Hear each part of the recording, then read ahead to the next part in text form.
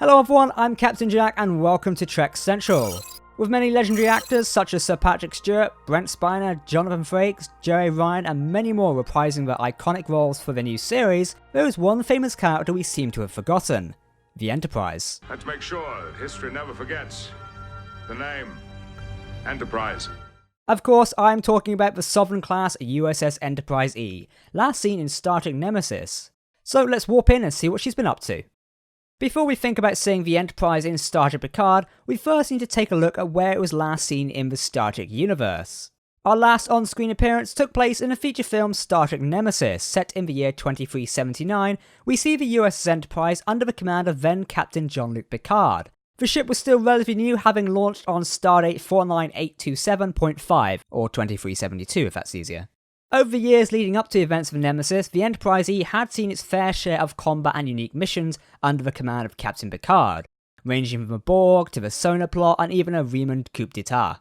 At the end of Star Trek Nemesis, we see the Enterprise E battling it out with Shinzon of Remus aboard his Riemann warbird, the Scimitar.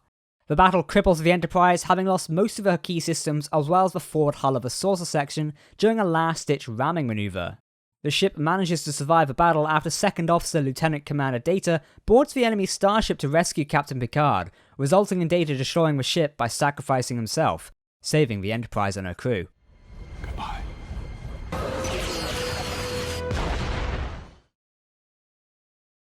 Following the Battle of the Basin Rift, the Enterprise is brought to one of Earth's orbital space docks to receive an extensive repair and prepare for more missions. It's at this time that longtime First Officer, William T. Riker, leaves the ship following his promotion to Captain, taking command of a Lunar-class USS Titan. Counselor Deanna Troi, Riker's new wife, also joins him. Now the main canon lore surrounding the Enterprise E does indeed end here. A deleted scene from Star Trek Nemesis saw the introduction of a new First Officer, Commander Martin Madden, but due to it being a deleted scene, it's not considered canon and the character does not actually exist in canon for the moment. Thanks to the new in-universe exhibit, Picard for First Duty, which debuted at San Diego Comic-Con, we know Captain Jean-Luc Picard left the Enterprise E in 2381, after he was promoted to Admiral and given a special assignment from Starfleet Command. This revelation about Picard leaving the ship in 2381 places the Enterprise in an odd space. Logically, if Data was still alive, he would have been the new captain of the Enterprise E, as he was expected to succeed William Riker as a First Officer. But with Data killed in the battle in 2379, and no First Officer we know of being assigned to the ship, the question of who is commanding the Enterprise by Picard's time is still unanswered so far. So who's been flying about in the Enterprise E all this time? Here are some obvious choices. The first person who could be captain could be our favourite Klingon, Worf.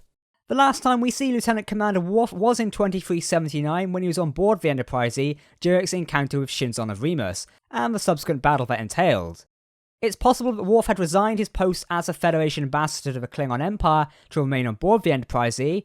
Worf could have risen to a rank of commander and became a first officer of the starship. He did switch over to the command track on DS9, becoming the Strategic Operations Officer, and successfully captained the USS Defiant as well, so he had the skills required for captaincy. The reason I mention this is due to the Picard for First Duty exhibit what I mentioned earlier, which references Commander Worf giving Jean-Luc Picard a Klingon bat'leth in the year 2381, the same year in which Picard leaves the Enterprise and is promoted to Admiral. Perhaps a going-away present? If Worf was the first officer at the time, logically he would have been promoted to Captain of the Enterprise due to his Starfleet service record. Another possible captain could be Geordi LaForge, the ship's chief engineer. While this might seem odd, Geordi has been seen commanding starships such as the USS Challenger in alternate timelines and various events. So the possibility of him commanding the Enterprise E is not that much of a stretch, but personally I don't see that at the moment. There is the chance of William T. Riker commanding the Enterprise E, but with him being assigned to the captain of the USS Titan, it would be odd to write him to come back and command the Enterprise, as nice as it would be. It's also been hinted that Riker might no longer be in Starfleet following a recent interview with Jonathan Frakes. More details on that in a separate video. The final option is a new commanding officer of the ship, someone we don't know and a totally new character. It will be interesting to see this, but if this is going to be the case, I doubt we will see them in Star Trek Picard, simply as the show is about Jean-Luc Picard and his life, not the Enterprise. Going back to the focus on the ship itself, many have thought of the idea that the Enterprise might have been destroyed or replaced by the time of Star Trek Picard, which is in 2399. While I'd say it's slightly early for the Enterprise to be replaced, it is a possibility. In the extended Star Trek lore, mainly the events of the MMO Star Trek Online, by the year of 2409, the Odyssey-class Enterprise F is launched under the command of Captain Vakil Shon, a brand new Federation flagship for a modern Starfleet. Many of you asked if we'll see the Enterprise F, and in all honesty, I don't think we will.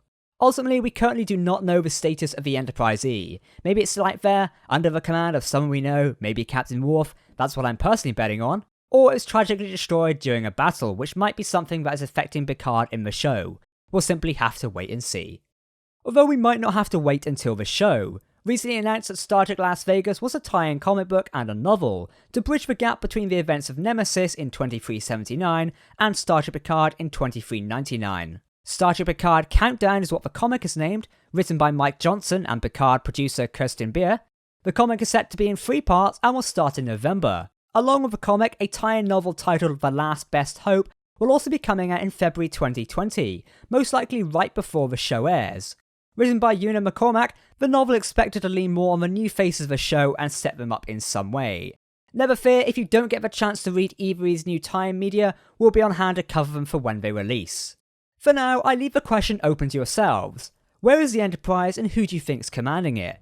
Comment your thoughts down below. That's it for our discussion on the USS Enterprise E today. Remember, you're welcome to comment your thoughts and opinions in the video's comments section below. Alternatively, you can also join our community Discord to discuss more with us. For now, I've been Captain Jack on Trek Central. If you want to keep up to date with the latest Star Trek news, lore and more, make sure to subscribe and we will see you next time.